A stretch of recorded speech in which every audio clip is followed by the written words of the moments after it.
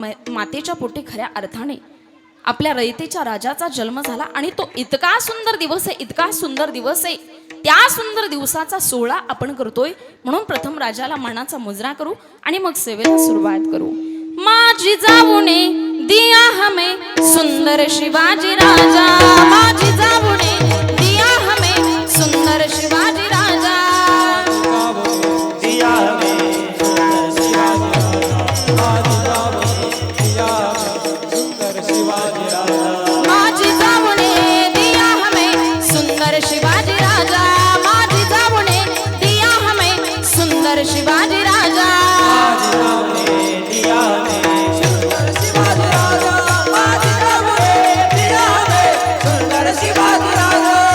रयतेचा हा राजा जानता राजा, रयतेचा हा राजा जानता राजा, माझी जाऊने दिया हमें सुंदर शिवाजी राजा, माझी जाऊने दिया हमें सुंदर शिवाजी राजा.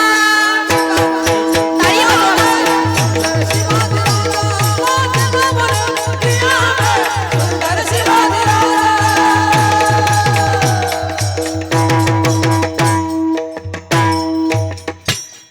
इतका सुंदर दिवस की ज्या दिवशी आपल्याला जिजाऊ मासाहेबांनी एवढा सुंदर रत्न आपल्या महाराष्ट्राला दिलं.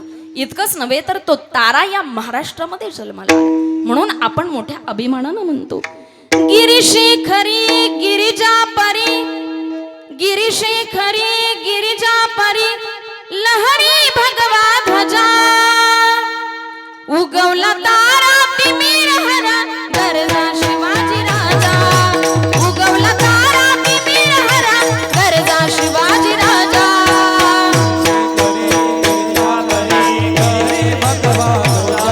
जय हो, टाळी वाजवा बसले. जय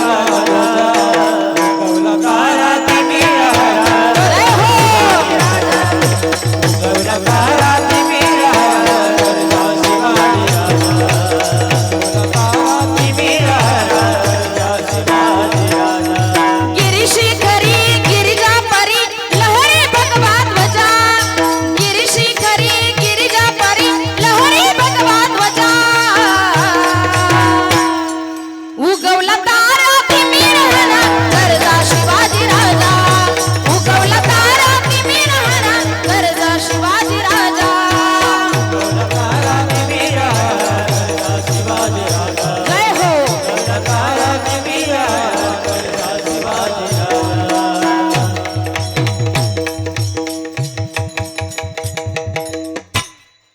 एवढा सुंदर तारा आपल्या महाराष्ट्रामध्ये जन्माला आला. खऱ्या अर्थाने जगद्गुरु तुकोबरांनी याच ताऱ्याला उपदेश केला की धर्माचं पालन करण्याकरता आणि पाखंड मताचं खंडन करण्याकरता तुमचा अवतार आहे, तुमचा जन्म आहे. मग या राजानं धर्माचं पालन कशा पद्धतीनं केलं आणि पाखंड मताचं खंडन कशा पद्धतीनं केलं, एक फार सुंदर शिवचरित्रामध्ये आलेला दृष्टांत आहे बघा. शिवचरित्रामध्ये असं सांगितलं जातं की श्रीमंत श्री छत्रपती शिवाजी महाराज श्रीमंत श्री जगद्गुरु तुकोबरायांचं कीर्तन श्रवण करण्याकरता मावळामध्ये जायचे. थोडासा मोकळा करावा. आणि खऱ्या अर्थाने ज्या वेळेला ते कीर्तन श्रवण करण्याकरता जायचे, मांडी घालून त्या ठिकाणी माझ्या रयतेच्या राजानं कीर्तनाला बसावं आणि धर्माचे पाडे पायकीच्या अभंगामध्ये सांगत असताना, राजानं प्रजेची सेवा कशी करावी हे सांगत असताना छत्रपतींच्या मांडी खालच्या तलवारीला घाम येत होता, असं वक्तव्य माझ्या जगद्गुरु तुकोबरायांचं होतं. आणि खऱ्या अर्थाने धर्मसत्ता आणि राजसत्ता त्या काळापासून एकत्र येत बरं का. जगद्गुरु तुकोबराय महाराज आहेत आणि छत्रपती शिवाजी महाराज हे राजे आहेत, परंतु तरी सुद्धा दोनही सत्ता एकत्र आहेत. याला म्हणायचं धर्मसत्ता आणि राजसत्ता एकत्र असणं. आणि त्या रयतेच्या राजाचं खऱ्या अर्थाने मला असं वाटतं असा राजा या महाराष्ट्राच्या मातीमध्ये पुन्हा होणार नाही बरं का. इथून पाठीमागे अनेक राजे होऊन गेले, इथून पुढेही अनेक होतील, आताही अनेक आहे, पण माझ्या रयतेच्या राजासारखा राजा चंद्र सूर्य आहे तोपर्यंत होऊ शकत नाही. आणि जर असा राजा यदा कदाचित झाला ना तर पुन्हा एकदा आपल्या भारत देशाचा स्वर्ग झाल्याशिवाय राहणार नाही. खऱ्या अर्थाने इतका ताकदवान राजा होऊन गेला. आणि त्या राजाने जगद्गुरु तुकोबरायांचं कीर्तन श्रवण करण्याकरता बसावं. एकदा योग असा आला मायबापांनो, जगद्गुरु तुकोबरायांचं कीर्तन मावळामध्ये चालू होतं आणि नेमकं त्या दिवशी कीर्तनाला जगद्गुरु तुकोबरायांच्या छत्रपती शिवाजी महाराज उपस्थित नव्हते. उपस्थित नसल्या कारणानं जगद्गुरु तुकोबरायांचं कीर्तन आटोपलं, कीर्तन संपलं. आणि कीर्तन संपल्याच्या नंतर जगद्गुरु तुकोबरायांनी समोर बसलेल्या श्रोत्यांना विचारलं की माझी एक निरोपाची चिठ्ठी रायगडावरती देऊन यायची, माझ्या छत्रपती शिवाजी महाराजांना कोण जाईल बरं, कोण जाईल म्हटल्याच्या नंतर त्या ठिकाणी सगळे खाली बसलेले जे श्रोते होते ना, सर्वांनी हात वरती केला. अनेक वारकरी खाली बसलेले होते, सर्वांनी हात वरती केला. पण त्याच्यातला एक वारकरी असा होता, तो वारकरी उठून उभा राहिला, मी जातो महाराज. आता मी जातो म्हटल्याच्या नंतर त्या ठिकाणी जगद्गुरु तुकोबरायांनी आपली निरोपाची चिठ्ठी त्या वारकऱ्याच्या हातामध्ये दिली आणि ते निघून गेले. आता ते निघून गेले, परंतु बाकीचे जे बसलेले श्रोते मंडळी होते ना, बाकीचे बसलेले जे वारकरी होते ना, त्या वारकऱ्याने त्या वारकरी बाबांना विचारलं, वारकरी बाबा, काहो ज्यावेळेला जगद्गुरु तुकोबराय म्हटले माझी निरोपाची चिठ्ठी घेऊन जायची, त्यावेळेला आम्ही सुद्धा हात वरती केला होता, परंतु तुम्ही उठून उभा राहिले, याचं कारण काय बरं? त्यावेळेला ते म्हणतात, माझा रयतेचा राजाच तसा आहे. कसा आहे माझा रयतेचा राजा? माझ्या जगद्गुरु तुकोबरायांच्या पावलावरती पाऊल ठेवणारा राजा आहे. दुसराचं जीवन भ्रष्ट करणाऱ्या स्त्रीला जगद्गुरु तुकोबराय म्हणतात, जाई ओ तू माते नकरी सायास, आम्ही विष्णुदास तैसे नोहे. आणि त्याच पावलावरती पाऊल ठेवून चालणारा माझा राजा, कल्याणच्या सुभेदाराची सून ज्यावेळेला पकडून आणली, त्यावेळेला ते काय म्हणतात, काळ्या राती तळपत होत तिच्या रूपाचं उण, अशीच देखणी होती एका मुसलमानाची सून. त्या तरुणीला आई म्हणाला राजा तो शिलवान, म्हणून आनंदाने नांदत होते हिंदू मुसलमान. सगळे एकत्र नांदत होते त्या काळामध्ये, म्हणून खऱ्या अर्थाने वर्णन केलंय बघा. शिवकाळात नांदत होती सुखात सारी प्रजा, शिवकाळात नांदत होती सुखात सारी प्रजा, म्हणून म्हणती शिवाजी माझा जाणता राजा, म्हणून म्हणती शिवाजी माझा जाणता राजा, म्हणून म्हणती शिवाजी माझा जाणता राजा. जय हो, म्हणून म्हणती शिवाजी माझा जाणता राजा. शिवकाळात वा वा, ताळी वाजवा बसलेल्या. शिवकाळात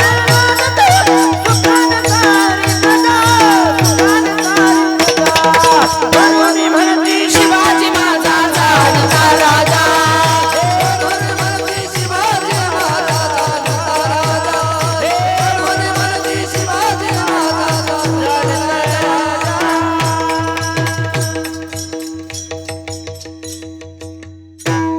खऱ्या अर्थानं जगद्गुरु तुकोबरायांच्या पावलावरती पाऊल ठेवणारा माझा रयतेचा राजा होता, म्हणून तो वारकरी उठून उभा राहिला. आणि बाकीच्या वारकऱ्यांनी विचारल्यानंतर त्यांना उत्तर जे दिलं ना, ते उद्गार फार सुंदर होते बघा. त्या वारकऱ्याच्या डोळ्यात पाणी आलं आणि तो वारकरी सांगतोय, ऐका ना, आतापर्यंत ज्या ज्या वेळेला जगद्गुरु तुकोबरायांच्या कीर्तनाला छत्रपती शिवाजी महाराज आले ना, त्या वेळेला मी त्या कीर्तनाला उपस्थित नव्हतो. माझं नशीब फुटकंय म्हटले, मी त्या कीर्तनाला उपस्थित नव्हतो. आतापर्यंत मी छत्रपती शिवाजी महाराजांना पाहिलंच नाही. मग माझ्या गुरुवर्यांची चिठ्ठी घेऊन जाण्याच्या निमित्ताने मला त्यांचं दर्शन होईल, मला त्यांना पाहता येईल म्हणून चाललो म्हटलं आणि जाण्याकरता निघाला. आता जाण्याकरता निघाल्यानंतर त्या काळात काय फॉर्च्युनर असेल का, स्कॉर्पिओ असेल का, इनोवा गाडी असेल का, रस्ते सुद्धा त्या काळात नीट असतील का? रस्ते सुद्धा नीट नव्हते माईबापांनो. अगदी साधारण पांढरं शुभ्र वस्त्र अंगावरती परिधान केलेलं, फाटकं पागोटं डोक्याला गुंडाळलेले, कानापर्यंत काठी गुडघ्यापर्यंत खोसलेलं धोतरी आणि अगदी पायामध्ये फाटका बूट घातलेला आहे त्या वारकऱ्यानं. आणि तो वारकरी जाण्याकरता निघाला. आता जात असताना मजल दरमजल करत त्या रायगडाच्या पायथ्याशी पोहोचला. आता पायथ्याशी आल्यानंतर त्या ठिकाणी भालदार चोपदार किल्लेदार सगळे होते. त्या भालदार चोपदारांना विचारलं कोण कोण म्हटल्याच्या बरोबर वारकरी बाबांना सांगितलं, जगद्गुरु तुकोबरायांच्या कीर्तनाचे श्रोता आहे, मी वारकरी आहे. आता इतका भारदस्त आवाज त्या भालदार चोपदारांचा होता ना, कोण म्हटल्याच्या बरोबर 1 किलोमीटर अंतरावरच्या झाडावरचे पक्षी उडून जात होते असा आवाज त्यांचा होता. परंतु वारकरी बाबा म्हटल्याच्या बरोबर तो आवाज खाली गेला. हातामध्ये असे भाले होते ना मायबापांनो, इतके टोकदार भाले, एखादी माशी उडत उडत यावी त्या टोकावरती बसावी तर त्या माशीचे सुद्धा 2 तुकडे व्हावेत, इतके टोकदार भाले होते. पण वारकरी बाबा म्हटल्याच्या बरोबर ते भाले आडवे झाले, भाले बाजूला टाकून दिले आणि भालदार चोपदार किल्लेदारानं त्या वारकरी बाबाचं दर्शन घेतलं. ही शिकवण कोणाची आहे? ही शिकवण माझ्या रयतेच्या राजाची आहे. माझ्या गडावरती आलेल्या वारकऱ्याचा सन्मान झाला पाहिजे. ही शिकवण माझ्या रयतेच्या राजाची.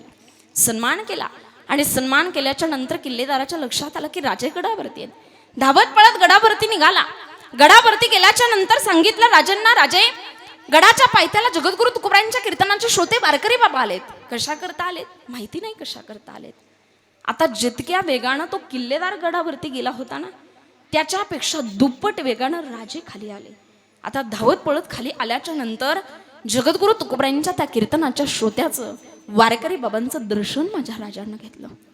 आणि दर्शन घेतल्याच्या नंतर वारकरी बाबांच्या उजव्या हाताला माझ्या राजांनी धरलंय, डाव्या हाताला किल्लेदारानं धरलंय आणि गडात प्रवेश झाला. आता गडात प्रवेश होत असताना वारकरी बाबांच्या पायातला बूट काढला.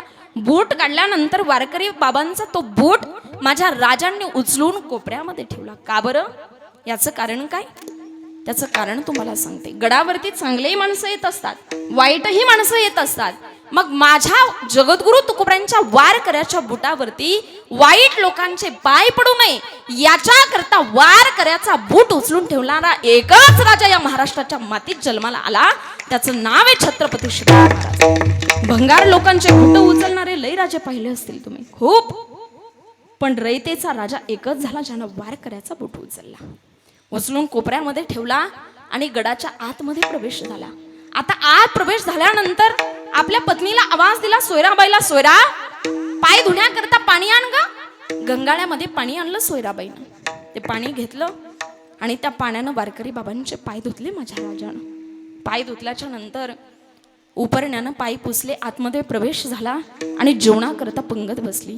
आता जेवणाकरता बसल्याच्या नंतर गडावरती पंचपक्वान्नाचा स्वयंपाक आहे. वारकरी बाबा जेवणाकरता बसले. जेवण होत होत आल्याच्या नंतर आपल्याकडे प्रथा आहे, शेवटी काय वाढलं जातं ताटात? भात वाढला जातो. तो भात ताटामध्ये आला आणि ज्या वेळेला वारकरी बाबांच्या ताटामध्ये भात वाढला ना, त्यावेळेला स्वतः छत्रपती शिवाजी महाराजांनी त्या ठिकाणी तुपाचं बुटका हातामध्ये घेतलं आणि अर्ध तुपाचं बुटकं त्या वारकरी बाबांच्या भातावरती टाकलं. जेवण करून वारकरी बाबा तृप्त झाले. वारकरी बाबांचं जेवण झाल्यानंतर त्या ठिकाणी किल्लेदारांना विचारलं काय काम होतं.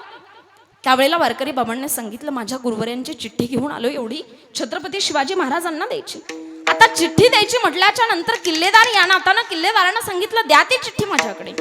ती चिठ्ठी किल्लेदारांना घेतली, माझ्या राजाच्या हातामध्ये दिली. राजानं ती चिठ्ठी आपल्या कमरेच्या शेल्यामध्ये ठेवून दिली, गुंडाळली. आणि वारकरी बाबा लक्षात नाही आलं त्यांचे हे छत्रपती शिवाजी महाराज आहेत, पण जाण्याकरता निघाले. जात असताना म्हणतायत येतो मी. त्यावेळेला स्वतः छत्रपती शिवाजी महाराज सांगतायत, आजचा दिवस मुक्काम करा, उद्या सकाळी जा. नाही नाही म्हटलं, येतो मी. मग तुमच्याकरता भालदार चोपदार पाठवतो, पालखी पाठवतो. नाही नाही मला काही नको, मी येतो. आणि ते वारकरी बाबा जाण्याकरता निघाले. आता जाण्याकरता निघाल्याच्या नंतर मजल दरमजल करत गडाच्या पायथ्यापर्यंत येऊन पोहोचले. आणि पायथ्यापर्यंत आल्याच्या नंतर त्यांना अचानक लक्षात आलं, अरे आपण कामं तर दोन घेऊन आलो होतो. एक काम म्हणजे आपल्या गुरुवर्यांची चिठ्ठी छत्रपती शिवाजी महाराजांना द्यायची, किल्लेदार या नात्यानं ती चिठ्ठी मी किल्लेदाराकडे दिली. पण दुसरं काम मी घेऊन आलो होतो, त्या ठिकाणी छत्रपती शिवाजी महाराजांना पाहायचं, ते कामच माझं राहून गेलं. मग आता काय करावं? रात्रीची वेळ झालेली होती. मुक्काम करण्याचा विचार केला वारकरी बाबांना. आता मुक्काम करायचा, पण गडाच्या पायथ्याला रात्रीच्या वेळेला हिंस्र प्राणी असतात. त्या ठिकाणी मुक्काम कसा करायचा म्हणून एका झाडावरती चढले आणि रात्रभर एका झाडाच्या दुभाळक्यामध्ये त्यांनी बसून राहिले. सकाळ झाल्याच्या नंतर सकाळी सकाळी झाडावरून खाली उतरले, वाहत्या पाण्याला आंघोळ केली. आणि आंघोळ केल्याच्या नंतर एका झाडाच्या बुंद्याला पाड देऊन वारकरी बाबांचं भजन चालू झालं. सुंदर भजन सकाळी सकाळी.